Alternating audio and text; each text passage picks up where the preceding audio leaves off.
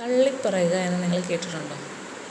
തീർച്ചയായിട്ടും എല്ലാവരുടെയും ജീവിതത്തിൽ ഒരിക്കലെങ്കിലും ആ ഒരു അനുഭവം ഉണ്ടായി. ചെറുതും വലുതുമായ കാര്യങ്ങളിൽ, ചിലപ്പം കൂട്ടുകാരാവാം, ബന്ധുക്കളാവാം, സ്വന്തം അമ്മ വരെ തള്ളിപ്പറഞ്ഞിട്ടുണ്ടായിട്ടുള്ള വ്യക്തികളുണ്ടാവാം, അല്ലേ? സ്വന്തം കൂടപ്പിറപ്പുകൾ. അപ്പം ഈ കൂടപ്പിറപ്പുകളൊക്കെ തള്ളിപ്പറയുമ്പോൾ നമുക്ക് ഭയങ്കര വേദനയായിരിക്കും, അല്ലേ? അതിലും ഏറ്റവും വലിയ വേദനയാണ് സ്വന്തം അമ്മ നമ്മളെ തള്ളിപ്പറയുക എന്ന് പറയുന്നത്.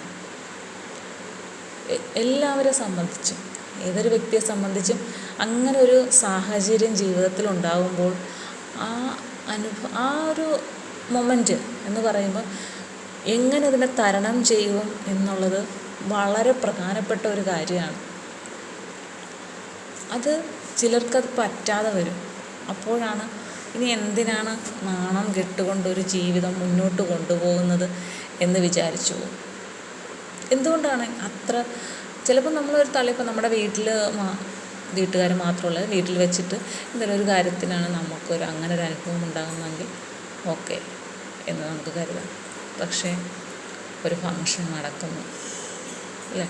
അങ്ങനെയൊക്കെയുള്ളൊരു സന്ദർഭത്തിലാണ് നമുക്കിങ്ങനൊരു അനുഭവം ഉണ്ടാകുന്നതെങ്കിൽ ആലോചിക്കാൻ പോലും ബുദ്ധിമുട്ടാണ്, അല്ലേ? നമ്മൾ ആ സമയത്ത് ഏറ്റവും നമ്മുടെ മുഖത്ത് ഉണ്ടാകുന്ന ഫീൽ എന്തായിരിക്കും? ഉള്ളിലുള്ള വേദന നമ്മുടെ മുഖത്ത് തീർച്ചയായിട്ടും വരും. എന്ത് ചെയ്യണമെന്നറിയില്ല, എന്തൊരവസ്ഥയാണ് എൻ്റേത്, അല്ലേ? ഏറ്റവും കൂടുതൽ പരിഹാസങ്ങൾ ഏറ്റുവാങ്ങുന്ന രീതിയിലായിരിക്കും നമ്മളുടെ അന്ന് ആ ഒരു സാഹചര്യം എന്ന് പറയുന്നത്. കാരണം നമുക്ക് നമ്മുടെ ജീവിതത്തിലെ ഏറ്റവും വലിയ വിലപ്പെട്ട ആളാണ് നമുക്ക് ജന്മം നൽകിയ അച്ഛനും അമ്മയും, അല്ലേ? അച്ഛൻ നമ്മളെപ്പോഴും ഒരു ബഹുമാനത്തിൻ്റെ പാതയിൽ നിൽക്കുന്നതുകൊണ്ട് പലപ്പോഴും അടുപ്പം കുറവായിരിക്കും. പക്ഷെ അമ്മ എന്ന് പറയുമ്പോൾ അതല്ല, അല്ലേ? നമുക്ക് എന്ത് കാര്യത്തിനും കൂടെ നിൽക്കുന്ന ആളാണ്. മക്കളെ അമ്മ മനസ്സിലാക്കിയില്ലെങ്കിൽ പിന്നെ ആരാണ് മനസ്സിലാക്കുക, അല്ലേ? മക്കൾ എന്ത് തെറ്റ് ചെയ്താലും, അല്ലേ, അവർക്കൊരു സപ്പോർട്ടായിട്ട് നിൽക്കുന്നവരെന്ന് പറയുന്ന അമ്മമാരാണ്. ആ അമ്മ തള്ളിപ്പറയുക എന്ന് പറഞ്ഞാൽ പിന്നെ ആ ഒരാളെ ആരും തന്നെ അംഗീകരിക്കുകയില്ല, അല്ലേ? അതാണ് ഏറ്റവും വലിയ കാര്യം. സ്വന്തം അമ്മ വരെ വേണ്ടാന്ന് പറഞ്ഞില്ലേ നിന്നെ എന്ന് ചോദിക്കുള്ളൂ.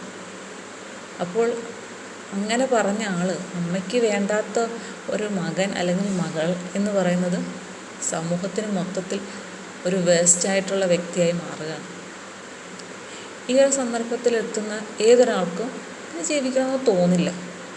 ഇല്ലെങ്കിൽ അയാൾക്ക് തനിയെ അറിയാം താൻ ചെയ്ത തെറ്റുകൾ മൂലമാണ് തന്നെ വേണ്ടാന്ന് വെച്ചത്. ഈ ഒരു മൈൻഡുള്ളവരാണെങ്കിൽ അതൊന്നും ഒരു പ്രശ്നമാവില്ല. കാരണം താൻ തെറ്റ് ചെയ്തിട്ടുണ്ടെന്ന് എനിക്കറിയാം. പക്ഷേ ഇതൊന്നുമില്ലാതെ, ഒരു തെറ്റും ചെയ്യാതെ, വെറും തെറ്റിദ്ധാരണയുടെ പേരിൽ മാത്രം മറ്റുള്ളവരാൽ തള്ളിപ്പറയുമ്പോൾ അയാൾ ആ ഒരു അവസ്ഥയെ എങ്ങനെ തരണം ചെയ്യും? അതിനയാളെ ആര് സഹായിക്കും? അതിന് സഹായിക്കാൻ ഒന്നുകിൽ അയാളുടെ ഭാര്യയ്ക്ക്, ഒരു പെണ്ണാണെങ്കിൽ അവളുടെ ഭർത്താവ്, ഇല്ലെങ്കിൽ ഏതെങ്കിലും അവൾക്ക് ക്ലോസ് ഫ്രണ്ട്സ് ഉണ്ടെങ്കിൽ അവർക്ക് പറ്റും. പക്ഷെ ആ ഒരു സമയത്ത് അവർക്കൊപ്പം ഉണ്ടാവണം. അവരെല്ലാവരും തള്ളിപ്പറയുന്ന സമയത്ത് ആർക്കെങ്കിലും ഒരാൾക്കെങ്കിലും തോന്നുവാണ് അങ്ങനെ ചെയ്യാൻ സാധ്യമില്ല, അങ്ങനെ തെറ്റുണ്ടാവില്ലെന്ന് മനസ്സിലായ ഒരാൾ അവിടെ ചെന്നിട്ട് നീ വിഷമിക്കണ്ട, നീ അങ്ങനെ ചെയ്തിട്ടില്ലെന്ന് എനിക്കറിയാം, സ്വന്തം അമ്മ തന്നെയാണെങ്കിലും തള്ളിപ്പറയട്ടെ, നീ അങ്ങനെ ചെയ്തിട്ടില്ലെന്ന് എനിക്കറിയാം, നീ വിഷമിക്കണ്ട, ഞാനല്ലേ നിൻ്റെ കൂടെ എന്ന് പറഞ്ഞുകൊണ്ട് ആ ഒരു സന്ദർഭത്തിൽ നിന്ന് അയാളെ മാറ്റിക്കൊണ്ട് വരാൻ, വാ നീ എൻ്റെ കൂടെ വാ എന്ന് പറഞ്ഞ് വിളിച്ചുകൊണ്ട് പോവാൻ ധൈര്യം കാണിക്കുന്ന ഒരു പെണ്ണാണേലും ആണാണേലും അവിടെ ദൈവത്തിൻ്റെ കരങ്ങളാണ് ആ വന്നിരിക്കുന്നതെന്ന് ഓർത്തോണം. കാരണം ഒരിക്കലും ഒരു നിരപരാധിയും ശിക്ഷിക്കപ്പെടാൻ പാടില്ല എന്നുള്ളതാണ്, അല്ലേ? അതാണ് തത്വം. ആ ഒരു ഇതിൽ നിന്നുകൊണ്ട് അങ്ങനെ ഒരാളെ അങ്ങനെ രക്ഷപ്പെടുത്തിക്കൊണ്ട് പോയി കഴിഞ്ഞാൽ അവിടെ ഒരു രക്ഷപ്പെടുന്നത് ഒരു ജീവനും കൂടാണ്. ഒരു ജീവൻ്റെ വില വലുതാണ്, അല്ലേ? തെറ്റ് ചെയ്യാത്ത ആളുടെ ജീവൻ എന്ന് പറയുമ്പോൾ അത് നാളെ അയാൾ എന്തെങ്കിലും അവിവേകം കാണിച്ചാൽ, ജീവൻ നഷ്ടപ്പെട്ടാൽ അവിടെ നിന്ന എല്ലാവർക്കും അതിൽ പങ്കുണ്ട്. അയാളുടെ മരണത്തിന് ഉത്തരവാദി അവിടെ നിന്നവരെല്ലാവരും ആയിരിക്കും.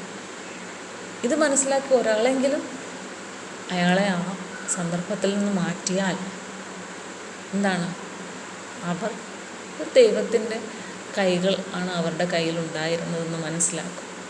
അങ്ങനെ ചെയ്യുവാൻ എല്ലാവർക്കും സാധിക്കുകയില്ല.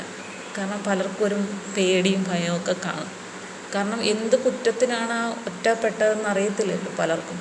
ചിലർക്കറിയാമായിരിക്കാം, ചിലപ്പോൾ ആ പ്രശ്നം നടന്ന സമയത്ത് തന്നെ ആയിരിക്കും എല്ലാവരും ഒറ്റപ്പെടുത്തുന്നതൊക്കെ.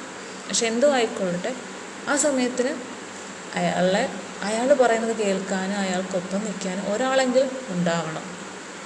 അങ്ങനെ ആർക്കെങ്കിലുമൊക്കെ മനസ്സിൽ തോന്നട്ടെ. ഒരാളെ ഒരിക്കലും എന്താണ് ഒറ്റപ്പെടുത്തിക്കൊണ്ട് കുറ്റം പറയരുതെന്നാണ്. ഇതെൻ്റെ അമ്മാവൻ്റെ വാക്കുകളാണ്. അദ്ദേഹം ഒന്നും ജീവിച്ചിരിപ്പില്ല, അതുകൊണ്ട് ഞാൻ പറയണം. ഒരാളെ ഒറ്റപ്പെടുത്തിക്കൊണ്ട് കുറ്റം പറയരുത്. അത് എന്താ പറയുക, അത് വലിയൊരു നികൃഷ്ടമായ ഒരു പ്രവൃത്തിയാണ്. അത് ആർക്കും തോന്നാതിരിക്കട്ടെ. നിങ്ങൾക്കൊന്നും ചെയ്യാൻ പറ്റിയില്ലെങ്കിൽ നിങ്ങൾക്ക് ആ ഒരു സന്ദർഭത്തിൽ നിന്ന്, ആ ഒരു സംഭവത്തിൽ നിന്ന് ഇറങ്ങിപ്പോവാം. അപ്പോൾ അയാളെ കൂട്ടാം. എന്തിനാണ് അതൊരു വിഷമമായിട്ട്? അല്ലാതെ എല്ലാവരും നോക്കി നിൽക്കുന്ന ഒരാൾ തലകുനിച്ച് ഒറ്റപ്പെട്ട് നിൽക്കുന്ന ഒരവസ്ഥയെന്ന് ആലോചിച്ച് നോക്കി. ഒന്നും ആർക്കും ഉണ്ടാവാതിരിക്കട്ടെ. അങ്ങനെയുള്ള എന്തെങ്കിലും സംഭവം ഉണ്ടായാൽ അതിൽ നിന്ന് അയാളെ രക്ഷപ്പെടുത്താൻ നമുക്ക് എല്ലാവർക്കും മനസ്സിന് ഒരു കരുത്ത് തോന്നട്ടെ.